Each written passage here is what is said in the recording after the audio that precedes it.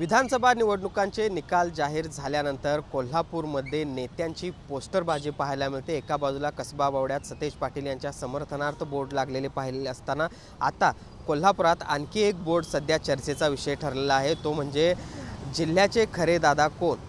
कारण जर आपण बघितलं तर ताराराणी चौकामध्ये हा बोर्ड लावण्यात आलेला आहे, ज्यावर उल्लेख करण्यात आला आहे की महायुतीच्या विजयाचे शिल्पकार जिल्ह्याचे खरे दादा आणि त्यावर संजय मंडलिक यांचा फोटो आपल्याला पाहायला मिळतोय।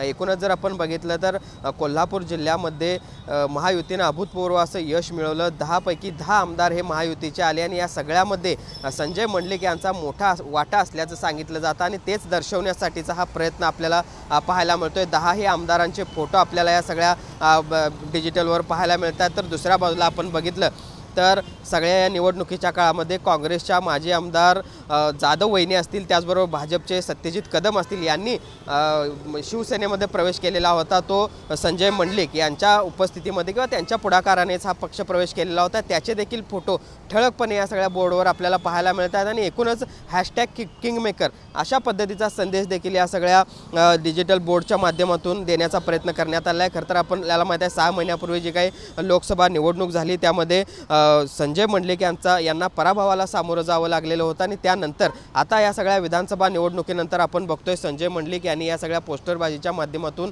एक प्रकारे सतेज पाटील यांनाच आव्हान देण्याचा प्रयत्न आहे तो केलेला आहे। जिल्ह्याचे खरे दादा संजय मंडलिक अशा आशयाचे फलक सध्या कोल्हापूर जिल्ह्यामध्ये किंवा कोल्हापूर शहरामध्ये पाहायला मिळत आहेत, जे या सगळ्या कोल्हापूर शहर आणि परिसरामध्ये सध्या चर्चेचा विषय ठरलेत। पुढे सुनील काटकरचं भूषण पाटील, TV9 मराठी, कोल्हापूर।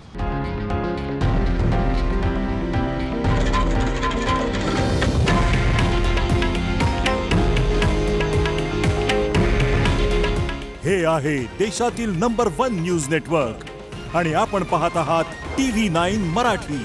काळजी तुमची, हित महाराष्ट्राचं।